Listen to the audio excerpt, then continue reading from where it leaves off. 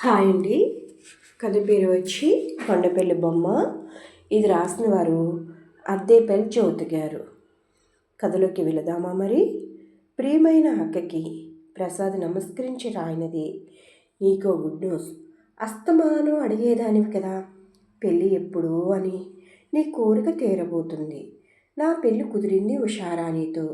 అమ్మాయి ఎలా ఉంటుంది, కట్నం ఎంత, ఏ ఊరు అని కదా నీ ప్రశ్నలు రాస్తున్నాను, నెమ్మదిగా చదువు. పేరు చెప్పేశానుగా, కట్నం 3 ఎకరాలు, ఊరు కొండపల్లి, చదువు డిగ్రీ. అమ్మాయి నాకు బాగా నచ్చింది. అచ్చం కొండపల్లి బొమ్మలా ఉంటుంది. నా మనసులో ఎలా ఉండాలి అని ఊహించుకున్నానో అచ్చం అలాగే ఉంది. తనకి తండ్రి లేరు, వాళ్ళ అమ్మ అన్నయ్యలే పెళ్లి చేస్తున్నారు. వాళ్ళ అన్నయ్యలు ఎలా చెబితే అలా ఉంటుందంట. ఈ విషయం బాగా నచ్చింది నాకు. ఈ కాలం అమ్మాయిలు ఎవరి మాట వినడం లేదు. కానీ ఉషారాణి అలా కాదు. అందుకే పల్లెటూరైనా తండ్రి లేరు అని నాన్న కాదన్నా ఒప్పించి మరీ పెళ్లి చేసుకున్నాను. తన డిగ్రీ ప్రైవేట్గా చదివిందంట.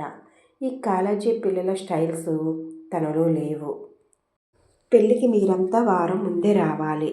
ఉషారాణి అడ్రస్ రాస్తున్నాను. సరదాగా లెటర్ రాయి. ఫోటో పంపలేదు.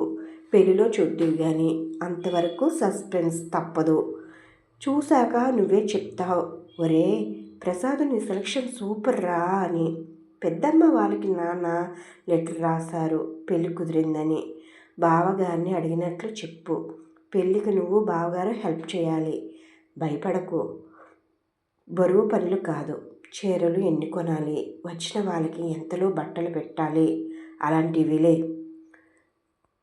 ఎక్కడ నుంచో లెటర్ అంత ఆనందంగా చదివేసుకుంటున్నావు అంటూ వచ్చారు శ్రీవారు. మా పిన్ని కొడుకు ప్రసాద్ రాశాడండి. వాడికి పెళ్ళి కుదిరిందట. మనల్ని వారం రోజుల ముందు వచ్చి సహాయం చేయమని రాశాడు. ఇదిగో చదవండి అని లెటర్ ఆయన చేతిలో పెట్టి వంటింట్లోకి నడిచాను. ఏదో పని చేస్తున్నాను కానీ మనసంతా ప్రసాద్ రాసిన విషయం మీదే ఉంది. మగవాళ్ళు చాలామంది ఇంతే, వాళ్ళ మాటే వినాలి. భార్య అంటే ఒక రిమోట్తో నడిపే బొమ్మలా ఉండాలి. దేనికి ఎవ్వరూ చెప్పకూడదు. సొంత అభిప్రాయాలంటూ ఉండకూడదు. షోకేస్లో బొమ్మలా ఉండాలి తప్ప ఆమెకి మనసుంటుందని అనుకోరు. సాటి మనుషులా గౌరవించరు. ఏంటోయ్ మీ తమ్ముడి పెళ్ళికి ఆడబడుచుల కట్నం ఎంత అడగాలి అని ఆలోచిస్తున్నావా అన్నారు శ్రీవారు నవ్వుతూ. చచ్చా అదేం కాదు. అయినా నా గురించి మీకు తెలీదా అన్నాను చిరుకోపంగా. అబ్బా సరదాగా అన్నానోయ్, టేక్ ఈజీ. ఇంతకీ తమ్ముడి పెళ్ళి సంగతేనా? నన్ను ఏమన్నా పట్టించుకునేది ఏమన్నా ఉందా అన్నారు. మీ ఆలాకాలానికి ఏం కానీ వాడి ఉత్తరం చదివారు కదా, మీకే అనిపించలేదా అన్నాను. అందరికీ నాలా మంచివాళ్ళు దొరుకుతారా? ఎక్కడో నీలాంటి అదృష్టవంతురాలికి తప్ప అన్నారు మీసాలు మెలివేస్తూ. సందు దొరకడం పాపం, గొప్పలు చెప్పేసుకుంటారు అన్నాను నవ్వుతూ. ఇంతకీ మీ తమ్ముడికి బాగా బాగా నచ్చిన విషయం నీకు నచ్చలేదు అని నాకు అర్థమైంది.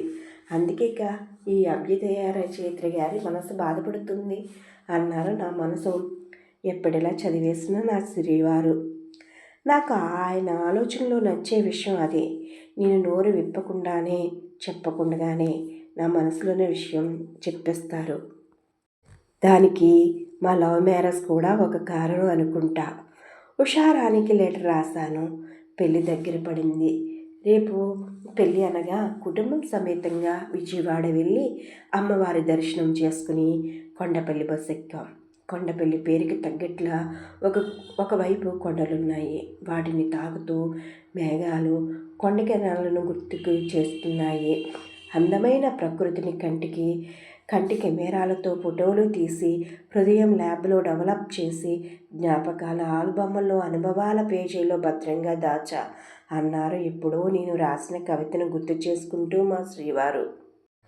కళ్యాణ మండపానికి వెళ్ళాం. మా వాళ్ళు ఇంకా ఎవ్వరూ రాలేదు. నాకు కొండపల్లి అనగానే గుర్తుకు వచ్చిన కొండపల్లి బొమ్మ తల బుట్టలాంటి గౌనులో ఊగుతూ బాలచంద్ర సీరియల్లో అస్తమానం చూపించేవాడు. అది కొనుక్కోవాలని ఆశ. ఎంక్వైరీ చేస్తే పక్క సందులోనే షాపులున్నాయని అన్నారు. వానాకాలం వల్ల 3 రోజుల నుంచి కురుస్తున్న వర్షం కారణంగా రోడ్లన్నీ బురదగా ఉన్నాయి. మమ్మీ చూసావా రోడ్లు? నాకు అందుకే పల్లెటూరు అంటే ఇష్టం ఉండదు అని గారాలు పోయింది నా కూతురు. వానాకాలంలో ఏ రోడ్డు అయినా ఇంతే. మొన్న మధ్య ఢిల్లీలో వర్షాలు వచ్చినప్పుడు రోడ్లు ఎలా మునిగిపోయాయో టీవీలో చూపించారు, చూడలేదా అన్నారు శ్రీవారు. అన్ని రకాల అందమైన బొమ్మల్ని చూడగానే చాలా ఆనందంగా అనిపించింది. నాకు ఇష్టమైన బొమ్మ రమ్మని తల ఊపుతూ పిలిచినట్లు అనిపించింది. మధ్యలో బొమ్మ తీసుకున్నాను. మిగిలిన బొమ్మలు తమ నేస్తం వెళ్ళిపోతున్నట్లు ఫీల్ అయ్యి ఆ 3 బొమ్మలు కూడా తీసుకున్నాను. మా అమ్మాయి అయితే పల్లకి సెట్, బ్యాండ్ మేళం సెట్, ఏనుగు, అంబారీ సెట్ సెలెక్ట్ చేసింది. సైన్యం సెట్ తయారు చేసుకున్నారు. అంతా చేతి పని, చేతివేలు సైజులో బొమ్మలు చేసి ఉంచి తర్వాత వాటికి కలర్స్ వేసి సెట్ చేస్తారట. ప్రసాద్ వాళ్ళు రావడానికి ఇంకో 2 గంటలు పడుతుందని నా చిన్ననాటి స్నేహితురాల్ని చూడ్డానికి వెళ్ళాం. పట్టాభి రామయ్య గారు ఇల్లు అనగానే వెంటనే చూపించారు. చూసావా, పల్లెటూరులో ఎవరి ఇల్లు అయినా ఈజీగా తెలుసుకోవచ్చు అడ్రస్ లేకపోయినా. అదే మన ఊరిలో అయితే పక్క ఇంట్లో ఎవరుంటున్నారో కూడా తెలీదు అన్నాను అమ్మాయితో. కామేశ్వరి నన్ను చూడగానే గుర్తుపట్టలేకపోయింది.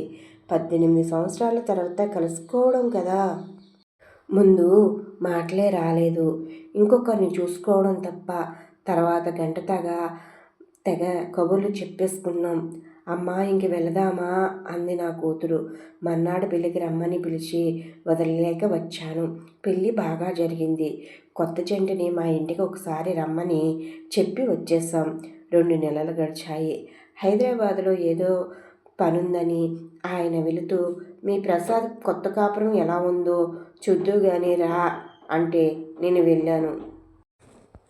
హైదరాబాదులో ఏదో పనుందని ఆయన వెళుతూ మీ ప్రసాద్ కొత్త కాపురం ఎలా ఉందో చూద్దుగాని రా అంటే నేను వెళ్ళాను. ప్రసాద్ స్టేషన్కి వచ్చి రిసీవ్ చేసుకున్నాడు. ఏరా కొత్త పెళ్లి కొడుకు, అలా డల్గా ఉన్నావేం అన్నాం. అక్క బాగానే వచ్చావు, లేకపోతే నేనే నిన్ను రమ్మని పిలుద్దామనుకుంటున్నాను అన్నాడు. ఏంట్రా మ్యాటర్ అన్నాను. కారణం నేను ఊహించినా సరే. సాయంత్రం డాబా మీద చెప్తాను అన్నాడు. మమ్మల్ని ఇంట్లో దించి తన ఆఫీస్కి వెళ్ళిపోతూ ఉషా నేను అన్నీ మాట్లాడుకుని నవ్వుకున్నాం. సాయంత్రం ప్రసాద్ త్వరగా వచ్చేసాడు. వస్తూనే నన్ను పైకి లాక్కుపోయాడు. ఉషా ఏదో పనిలో ఉంది. ఆయన బయటికి వెళ్ళారు. అక్క నా సమస్యను నువ్వే తీర్చాలి, దేవుడు పంపినట్లు సరిగ్గా వచ్చావు అన్నాడు. ఏంట్రా నీ సమస్య ఏంటో చెప్పకుండా నువ్వే తీర్చాలి అంటావేంటి అన్నాను అమాయకంగా. సమస్య అంటే ఏమీ చెప్పలేను కానీ నాకు ఈ లైఫ్ నచ్చలేదు, బోర్ కొడుతుంది. తనలో ఏ స్పందన లేదు. ఏది తెస్తే అదే చేస్తుంది. అది తెలీదే అని కానీ పల్నావి తండి అని కానీ అడగదే. నేను ఏ చీర కట్టుకోమంటే అదే కట్టుకుంటుంది. నేను సినిమాకి వెళ్దామా అని అడిగితే అంటుంది అన్నాడు బాధగా నిట్టూర్చి.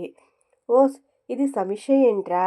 నువ్వు కోరుకున్నది, నీకు ఆ అమ్మాయితో బాగా నచ్చిన విషయం అదే కదా అన్నాను ఓ అరగంట ప్రసాద్ని గమనిస్తూ.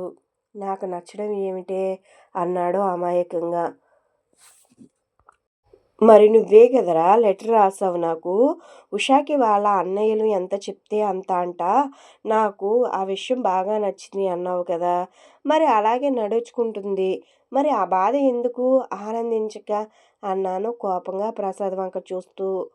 అక్క ఏదో నా మాట వినాలి అనుకున్నాను కానీ మరే ఇలా అనుకోలేదే. అలా ఉండడం నన్ను అంత బాధిస్తుంది అనుకోలేదే. ప్లీజ్ అక్క దానికి ఏదో ఉపాయం చెప్పు, నువ్వు రచయితవి కదా ప్లీజ్ అన్నాడు. వాడు మొహం చూస్తే జాలేసింది. కొత్త పెళ్ళికొడుక్కి ఉండవలసిన హుషారు లేదు. సరేలేరా నేను ఉషాకి చెప్తాను కానీ మీ మొగాళ్ళకి ఇదేం బుద్ధిరా? భార్యను సాటి మనిషిలా కాకుండా మరబొమ్మలా చూడాలి అనుకుంటారు. భార్య అంటే జీవిత సహచరి. జీవితాంతం నీకు చేదోడు వాదోడుగా ఉంటూ, కష్టసుఖాల్లో పాలు పంచుకుంటూ, నీ వంశాన్ని వృద్ధి చేసే భార్యని భార్యగా చూడడం నేర్చుకోండిరా. అంతేగాని కట్టు బానిసలా చూస్తే జీవితంలో ఆనందాన్ని పొందలేరురా. భార్య మనసు తెలుసుకుని ఆమెని బాధ పెట్టకుండా చూసుకుంటే ఆమె అందించే ప్రేమని నిర్వహించడానికి ఏ భాష చాలదు. భార్య చెప్పకుండా ఆమె మనసులోని భావం తెలుసుకోలే. మీ బావగారి దగ్గర ఆ ట్రైనింగ్ తీసుకో అన్నాను. ఇంతలో ఉషా టిఫిన్స్ తీసుకుని పైకి వచ్చింది. ఉషా కంగ్రాట్స్ అన్నాను ఆమె చేయి నొక్కుతూ. అదేంటి నాకేం చెప్పలేదే, ఇంతకీ ఎన్నో నెల అన్నాడు అమాయకంగా చూస్తూ. ఆగరా ఆగు, అంత కంగారు పడిపోకు. నీకు కంగ్రాట్స్ చెప్తున్నదే నువ్వు అనుకునేది కాదు. ఉషా నేను చెప్పినట్లు చేసి నీలో మార్పు వచ్చేలా చేసింది కదా, అందుకు కంగ్రాట్స్ చెప్తున్నాను. ఆ అని నోరు తెరిచాడు ఏమీ అర్థం కాక. ఇంకో విషయం, అయితే మీ ఆయన జుట్టు పీక్కునేలా ఉన్నాడు. చెప్పేస్తున్నాను ఉషా, నీకు పెళ్లి కుదిరిందని, ఆ అమ్మాయి కొండపెళ్లి బొమ్మలా ఉంటుందని, అన్నీ వాళ్ళ అన్నయ్యలా చెప్పినట్లు ఉంటుందని రాసావు కదా. నీ అభిప్రాయం తప్పు అని నీకు చెప్పాననుకో, నీకు అర్థం కాదు. అందుకే నీకు అర్థమయ్యేలా ప్రాక్టికల్గా అలా బొమ్మలా అన్నిటికీ తల ఊపుతూ ఉంటే లైఫ్ ఎంత బోరుగా ఉంటుందే నువ్వే తెలుసుకుంటావని ఉషతో చెప్పి అలా బొమ్మలా ఉండమని, అలా నటించమని చెప్పాను. తను నేను చెప్పినట్లు తూచా తప్పకుండా నటించి నీలో మార్పును తీసుకొచ్చింది. ఇంతకీ ఇప్పుడైనా మీ ఆవిడని భార్యలా చూడాలి అంటావా, లేక బొమ్మలా చూడాలి అనుకుంటున్నావా? చెప్పు, నీ ఇష్టం అన్నాను నవ్వుతూ. అమ్మో క్షమించు తల్లి, ఏదో బుద్ధి తక్కువై నా మాట వినాలి అనుకున్నందుకు గాను ఇంత శిక్ష వేస్తావా?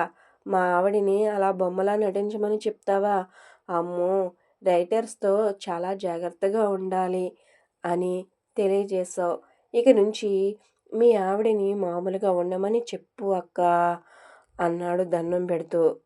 నన్ను కాదు క్షమించమనడం, మీ ఆవిడ్ని. నువ్వేం బాధపడకురా, ఈరోజు మీ అసలైన ఫస్ట్ నైట్కి అన్నీ నేను అరేంజ్ చేసి నీకు నా మీద వచ్చిన కోపాన్ని తగ్గిస్తాను, సరేనా అన్నాను నవ్వుతూ. వాళ్ళ రూమ్ని పూలతో అలంకరించి వస్తుంటే షోకేస్లో ఉన్న కొండపల్లి బొమ్మ ఆనందంగా తల ఊపుతుంది నవ్వుతూ. ఈ కథ అయితే ఇక్కడితోటి అయిపోయిందండి. మళ్ళీ కొత్త కథతోటి మీ ముందుకు రావాలంటే మీరు నా ఛానల్ సబ్స్క్రైబ్ చేసుకున్నారనుకోండి, మళ్ళీ కొత్త కథతోటి మీ ముందుకు వస్తాను. సర్వేజన సుఖినో భవంతు.